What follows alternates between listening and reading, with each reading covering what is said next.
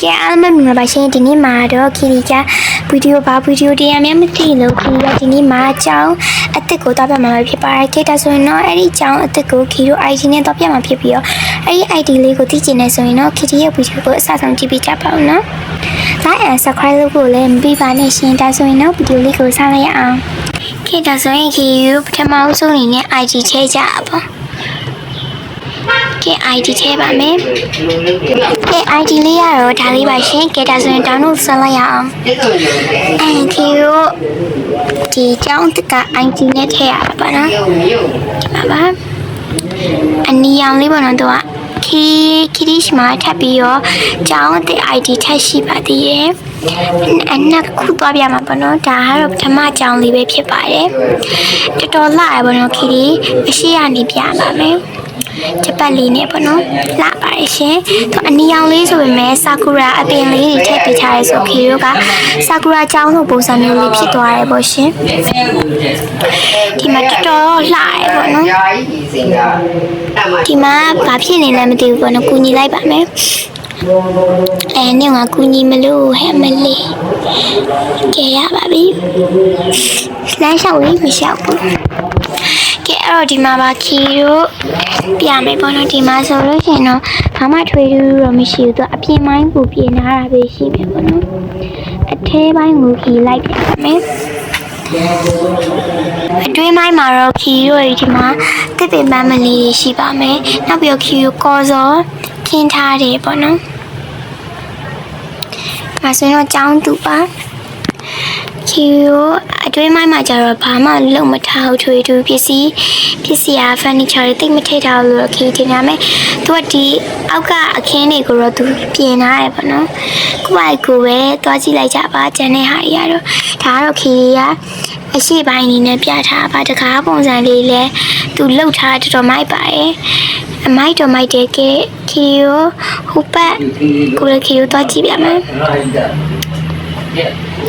ဒီမှာဆိုရင်ထွေးထူးသူဘာမှတော့လုံးမထားဘူးလားပေါ်ကိုတစ်ချက်ပြပါမယ်ပေါ်မှာလည်းခီရိုသူခေါင်းမိုးလေးကိုဒီလိုလှုပ်ထားတာတော့ကိုရီးယားဘာပိသားလို့ခီထင်းနေမိုက်တော့မိုက်တယ်ပေါ့နော်တော်တော်လှပါတယ်ဒီမှာတော်တော်လင်းထွာနေရမလို့ခီရိုတကယ်တော့ညဘက်ဆိုပြီးပို့ပြီးတော့ခီရိုလှပါတယ်ကဲဒါကတော့ညဘက်အချိန်လေးပဲဖြစ်ပါတယ်ရှင်ညဘက်ချိန်ဆိုတော့သူကမီးလေးတွေနဲ့တော်တော်ကိုလှပါတယ်ခီဓာတ်ပုံရလိုက်ကောင်းမှမသိဘူးနော်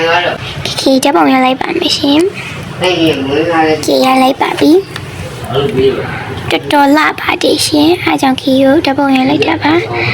ကဲဓာတ်ပုံရရိုက်ပြီးဆိုတော့ခီကိုညဘက်ဆိုတော့တော်တော်လေးကိုသူကြည့်လို့ကောင်းနေရှင်ညဘက်ကိုကိုပိုက်ကိုလူတွေခေါ်ပြီးတော့ကျောင်းမှာတက်မယ်ဆိုရင်တော့တော်တော်အဆင်ပြေရပေါ့နော်လှလဲလှပါတယ်ကဲ ID လေးကိုလည်းခီကိုသိချင်ချင်မှထင်ပါတယ် ID ကတော့ဗီဒီယိုရဲ့အရှိဆုံးမှာပြပြီးပြီဆိုတိချပြန်ပြမယ်ပေါ့နော်အဲ့ပါ ID လေးကတော့ဒါလေးပဲဖြစ်ပါတယ်ခီကိုဒီမှာပါ ID လေးကကဲနောက်ထပ်ကြောင်းတစ်ခုကိုခီတော့ပြအောင်ပါမယ်ရှင်နောက်ထပ်ကြောင်းကတော့နောက်ထပ်ဒီဇိုင်းတစ်မျိုးနဲ့ပေါ့နော်ကဲနောက်ထပ်ဒါကတော့နောက်ထပ်ကြောင်းလေးတစ်ခုပါအောင်ကသူက police station ရဲစခန်းလို့ဘာလို့လှုပ်ထားတဲ့ကြောင်းပေါ့နော်မတူတော့ဘူးခီတို့အခုနကပြရတဲ့ဒီဇိုင်းကကြတော့တစ်မျိုးပေါ့ဒီဒီဇိုင်းကကြတော့ခီကိုအပြာဘက်ကိုလိုက်ပါတယ်ခီဒီကအမှန်တိုင်းပြောမှဆိုအပြာကြိုက်တော့ဒီပုံစံကိုပို့ကြိုက်တယ်နောက်ပြီးတော့ furniture တွေကိုလည်းဒီမှာပို့ထည့်ပေးထားတယ်နဲ့ခီခုနပြရတဲ့ဟာကြတော့လှရဲပေါ့နော်ဒါပေမဲ့သူကကြတော့ furniture တွေမပါဘူးသူကကြတော့ furniture တွေပါထပ်ပြီးတော့ထည့်ပေးထားရပေါ့နော်ခီဒီမှာဆိုရင်မုတ်ခွန်နာလိုမျိုးလုပ်ပြီးထားပါမုတ်စေးတန်းလိုမျိုး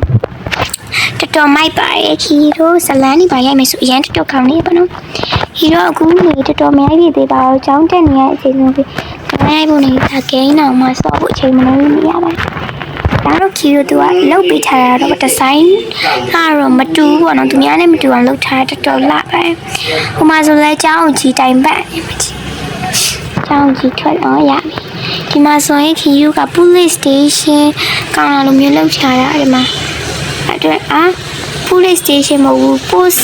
post ပါလည်းမသိဘူးဒါကပြောမှဆိုခီယူတို့ဓာတ်ပုံနေပါမပုံတင်နေပါရိုက်တဲ့နေရာလို့ပုံစံမျိုးလောက်ထားတာပါ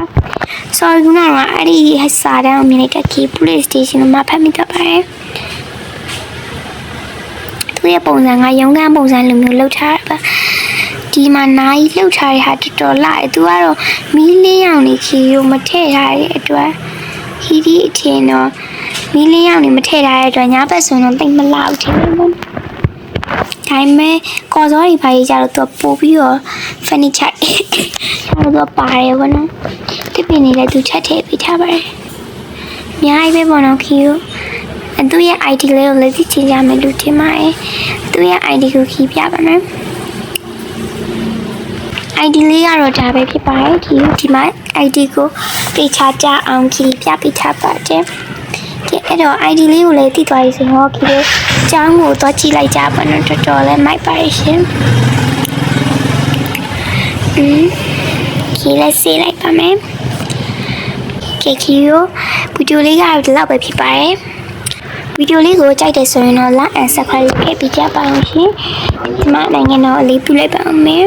like and subscribe လုပ်ခဲ့ဖို့လည်းမပေးပါနဲ့ရှင်ဗီဒီယိုလေးကလောက်ပါပဲ bye bye